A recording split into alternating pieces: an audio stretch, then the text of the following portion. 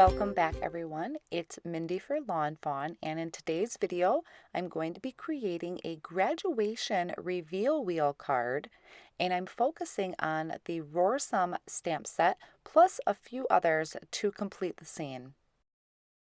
I'm going to start out my card by doing the Copic coloring. So I have all of my images stamped out on the lawnfawn white cardstock. I stamped it in the jet black ink, which is Copic friendly. And I'll have all the colors listed at the bottom of the screen here for each individual image that I'm coloring. I did pick images from RAWRSOME, so that's the dinosaurs and the volcano. I have some trees up top there.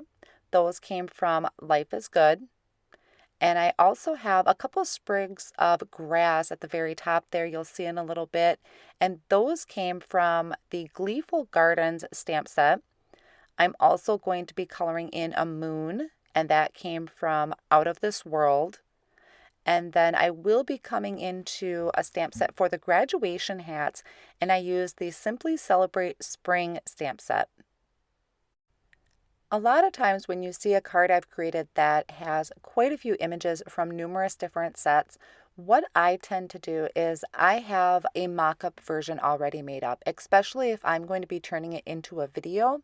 So for instance, in this card, I do have two of them made. And what I did is I picked a stamp set that I really wanted to focus on. In this case, it was the dinosaurs. And since graduation is coming up and I needed graduation cards, instead of the party hats that are in that stamp set, I thought it would be really cute to have these dinosaurs in the graduation hats, which is where the Simply Celebrate Spring stamp set is going to come in. So what I had done with my first version of this card is I did the dinosaurs in their graduation hats, and I temporarily adhered my images down onto my card front. From there, I looked at what else would go into a dinosaur scene, and I actually Googled a lot of dinosaur cartoons, dinosaur images to see what kind of backgrounds they had. And that is where I came into going through some of my older sets and finding these really cool trees that would be great for a background, or those bigger blades of grass. Honestly, I was kind of having a scene in my mind from Journey to the Center of the Earth, one of the movies, and I had just this real vivid imagery of a scene where there's just all these different colors and all these different large elements in the background, and trying not to get too carried away with it. I thought I had just enough where it completed a really great scene and yet didn't overtake the fact that I have these really cute dinosaurs wearing some graduation hats. So just wanted to kind of walk you through my process when it comes down to creating these scenes. And it may seem like a lot of work to go through coloring them or building that scene, but I really enjoy it, and it's practice as far as coloring, so I get practice in on what combinations work well together. And then I have two cards done, which is great for me, especially with graduation season coming up, and I do need to have some cards. It is kind of on the cutesy end, but I think it's a really fun and unique card to be giving to anyone. I have nieces or even friends of my daughter that are in middle school that have seen these cards sitting in my house, and they'll sit and they'll play with it and they think it's just the coolest thing. So I think regardless of age, these interactive cards are just a really special and unique way to present something, whether it's congratulating them or if you want to put something on the inside if you're giving a gift of money or a gift card.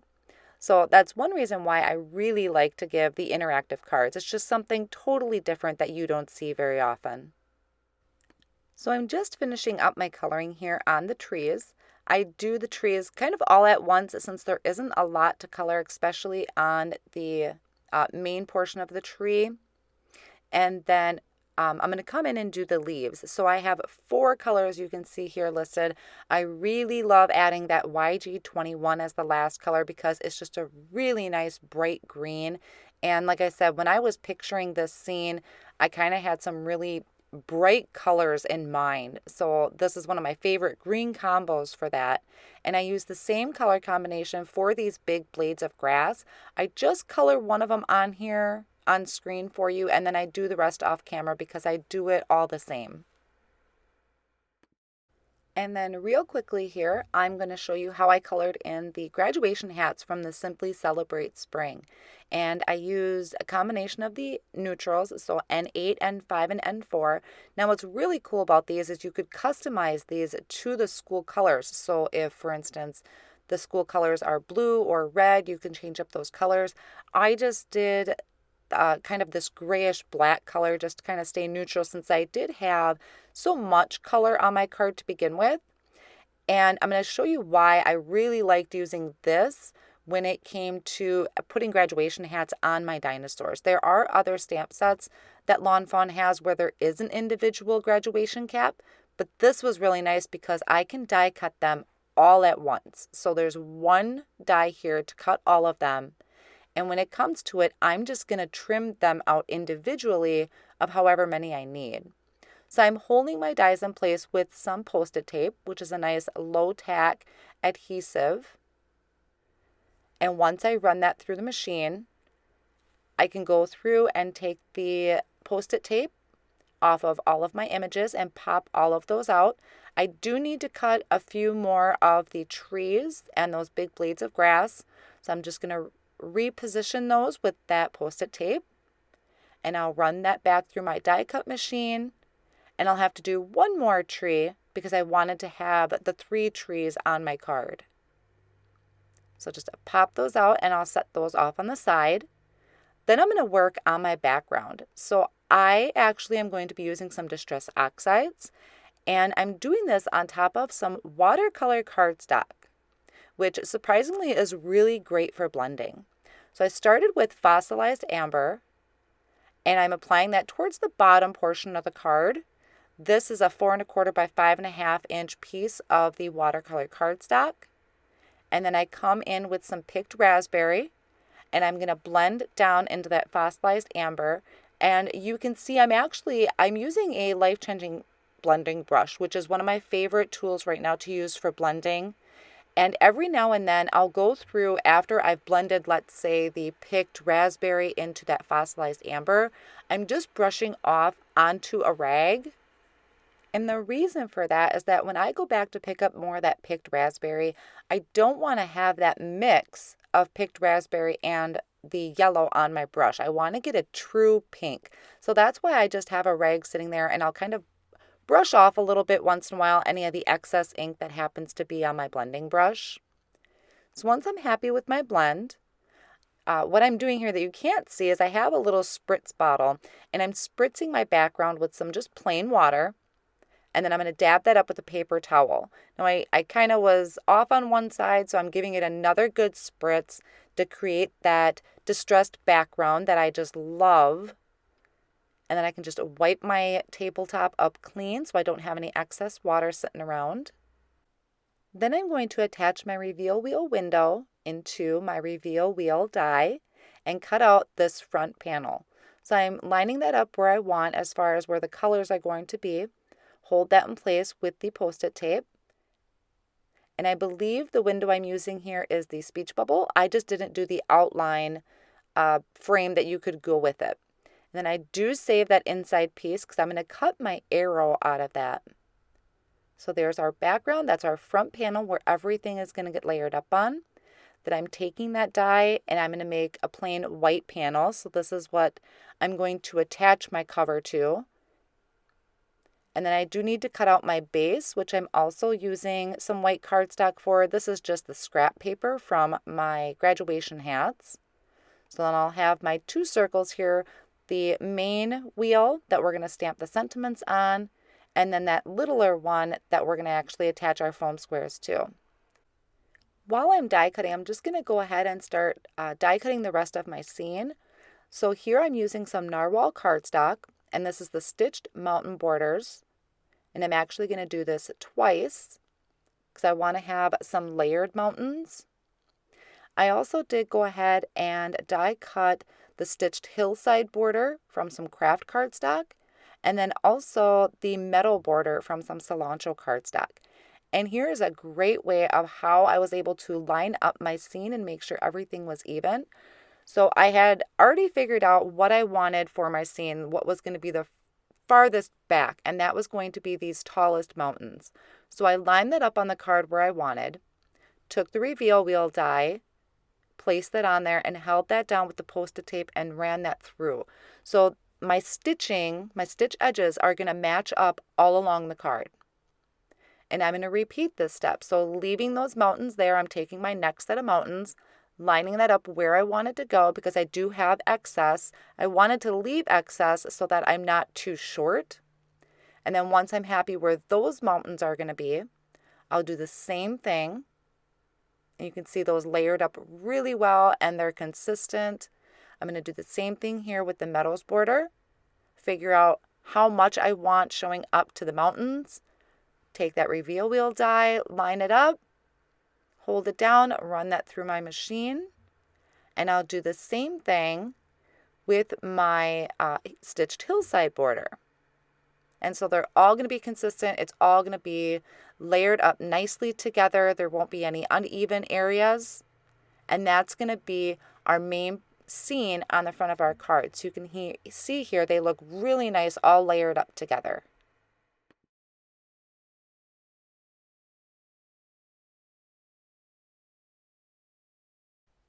So next I'm going to work on my sentiments, and I'm going to pull out the reveal wheel template, which is amazing. Lawnfawn is just true genius in creating this.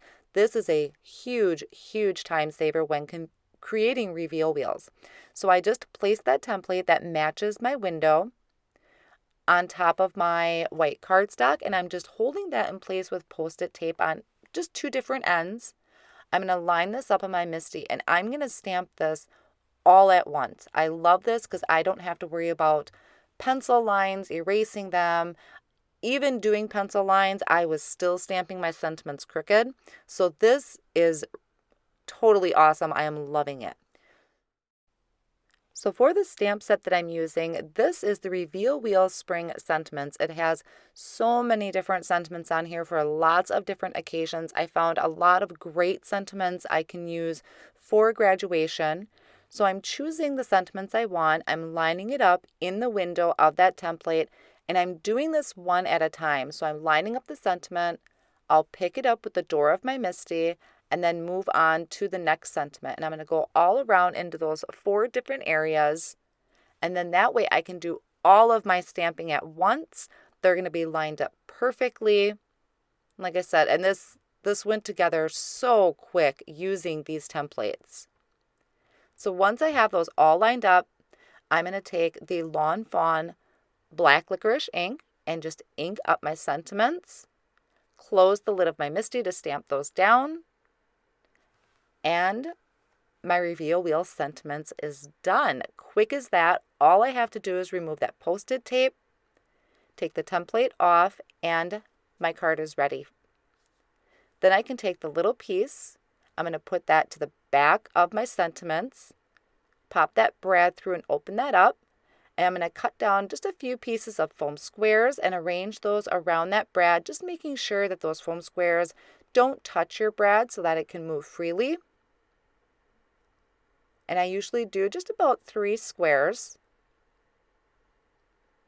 and push those down, make sure they're stuck down really well. And then I'm going to line this up with the window on my front panel. Now what I really like, which is also another time saver, is I'm not looking for any of those scored lines where you had to move up and down and over. I just line up one of the sentiments. And when that one lines up, because we use that template, everything is spaced perfectly. So I just lined that up through the window, attach that down to the card, and that is ready to go. And all I have to do now is line that back panel up with some foam tape so we give our wheel room to move. So I'll just trim down a bunch of pieces, line that entire piece with the foam tape. Just make sure your foam tape does not touch your wheel or your wheel won't move. And then once I have that all put together, I can remove the backing of that adhesive and attach my front panel to the card. Quick, easy, and it's all lined up so perfectly. Once I make sure that my reveal wheel is spinning really well, it's not getting stuck, I'll go ahead and start attaching my background. And I'm just using some tape runner to do this. And when I do it, I'm not going to push down real hard because I want to be able to tuck things in between the different layers that I have. And then I can bring in all of my elements. So the first thing I'm going to do is add the graduation hats to my dinosaurs. And like I said, this was one of the reasons I really liked using this stamp set to do multiple graduation hats, is I'm just trimming a couple of those off. And it looks just like I had die cut an individual one. There's enough space left. And I'm just going to take some of the lawnfawn liquid glue and my tweezers and add these hats to the dinosaurs.